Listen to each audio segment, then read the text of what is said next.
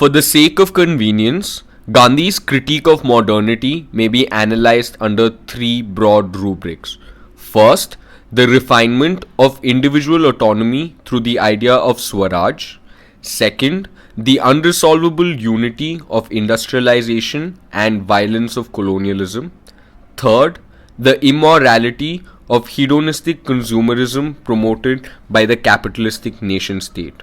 Out of these, the first one is the ideological essence of Gandhi's rejection of Western modernity, which is then manifested in the latter two. This is an exercise in exploring the complex theoretical framework of Swaraaj, the instrument of Gandhi's critique. Firstly, I shall attempt to establish individual autonomy as the mantra of Western modernity. I shall do so through two historical events that primarily shaped Western modernity. First is the European Enlightenment. When I speak of the Enlightenment, I speak of the intellectual movement that gained prominence amongst Europeans in the 17th and 18th century. The essence of the Enlightenment was the supremacy of reason over religious doctrine as the epistemological basis to engage with reality. The major force behind this paradigm shift in thought was the scientific revolution, which eventually led to the Industrial Revolution. This saw the discovery of natural laws that allowed for the articulation of reality through the language of science and mathematics, which had its epistemological foundation in reason. Let me illustrate with the example of Newton's law of gravity.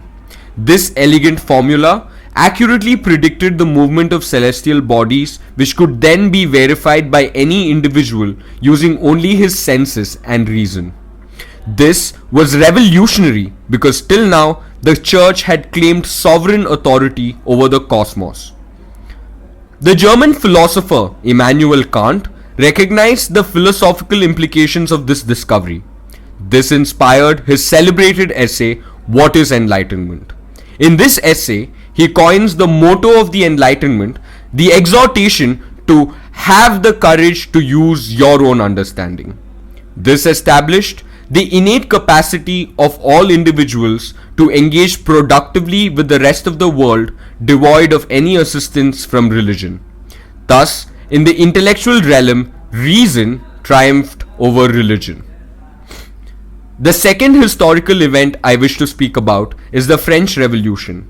The French Revolution saw the overthrow of the monarchy, who ruled by divine right over the masses. The people then replaced the monarchy with a nation state that ruled by the consent of the governed. Inspired by the writings of the French philosopher Jean-Jacques Rousseau, this nation state recognized the equality of all human beings and their equal collective claim over all estates of the realm. Thus, the individual, who was previously only recognized as a subject, whose destiny was determined by his social class and the whims of a monarch, was now transformed into a citizen with equal codified rights as everybody else, including the right to choose a government of his liking. Hence, the French Revolution gave political agency to the intellectual framework of the Enlightenment, and individual autonomy became the cornerstone of Western modernity. Before I delve into Gandhi's conception of the same, it is important to understand that Gandhi's critique of Western modernity was not based on a wholesale rejection of these ideas by virtue of being associated with the exploitative white man. As a matter of fact, Gandhi was hugely inspired by the writings of Western thinkers, specifically John Ruskin and Leo Tolstoy. Further, Gandhi enthusiastically supported Tolstoy's view, articulated in the controversial letter to a Hindu, that India's colonial woes were self-inflicted. He compared the grievance of Indians against the British to that of an alcoholic against a wine cellar. Gandhi believed that for India to achieve true independence from colonialism, the mere departure of the British would be insufficient. India needed an intellectual revolution that would nuance the Western conception of individual autonomy with Gandhi's concept of Swaraaj. To fully appreciate the concept of Swaraj, one must understand the metaphysical commitments on which it is based. This can be analyzed under two rubrics. First, the indispensability of the religious ethic. It is well known that Gandhi was a firm theist who advocated religious tolerance. This was because he was committed to the belief that there exists one immutable truth which constituted the omnipotent cosmic spirit. From this cosmic spirit arises all religious conceptions of God. That is, God is truth. This allowed Gandhi to posit the unity of all religions under the umbrella of truth.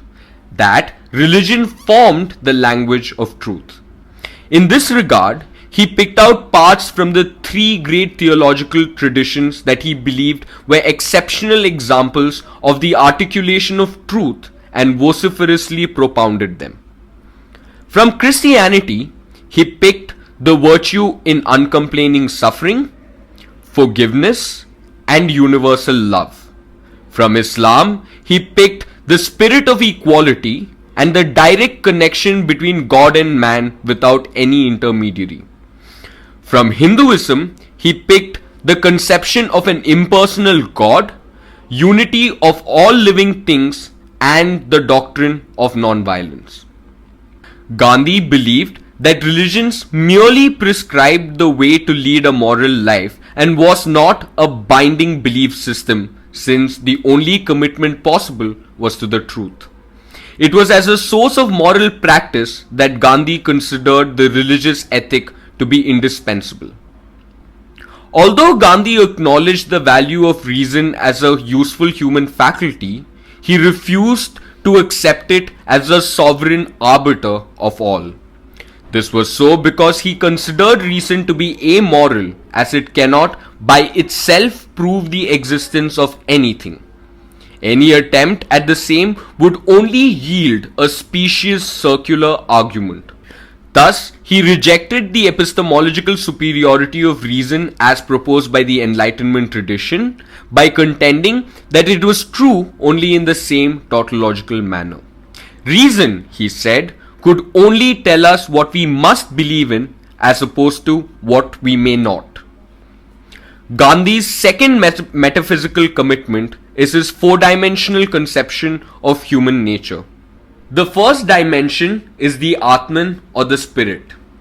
This is the indestructible entity present in all living beings and is consubstantial with the cosmic spirit as proposed earlier.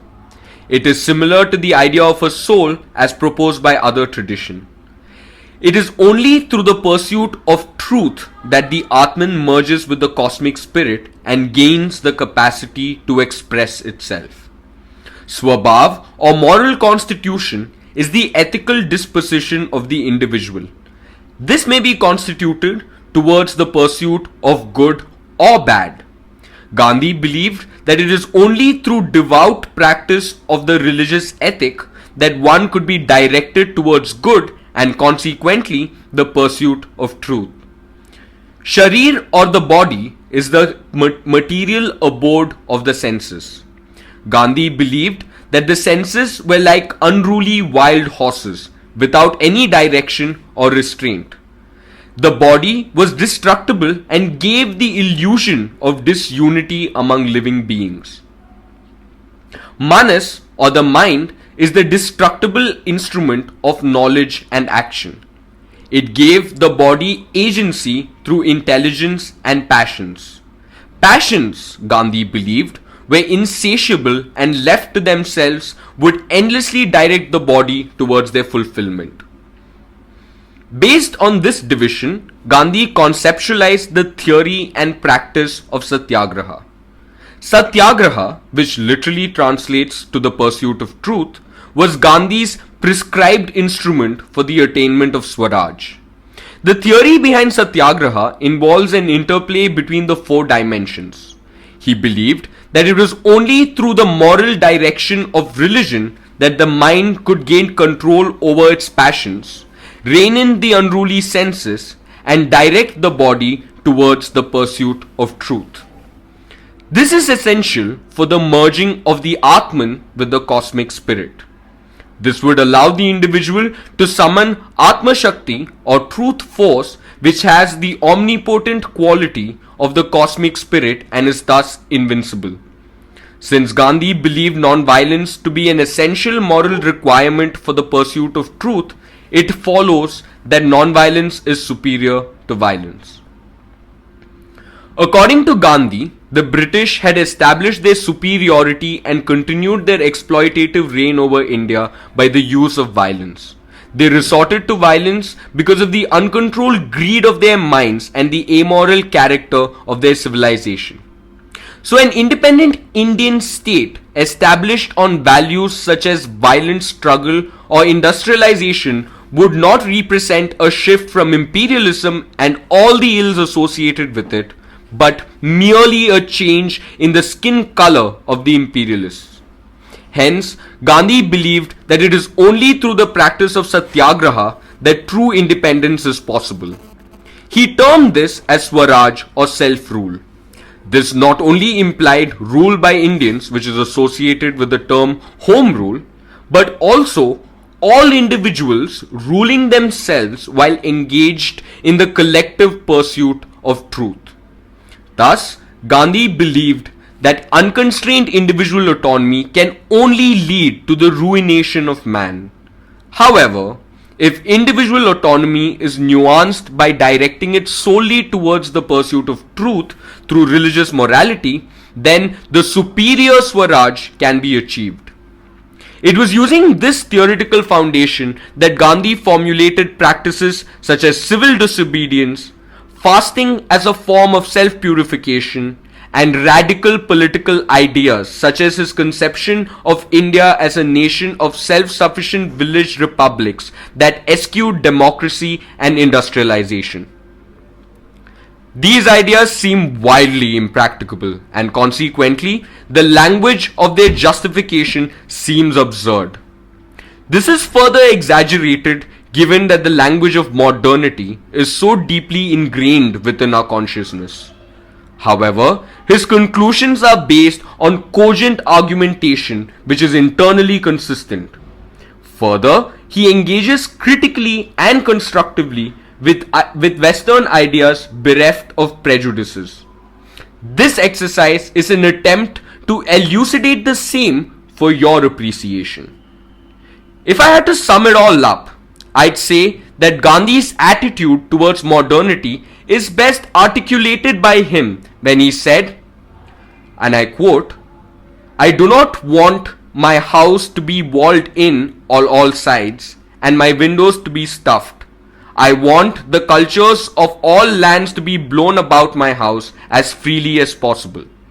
But I refuse to be blown off my feet by any."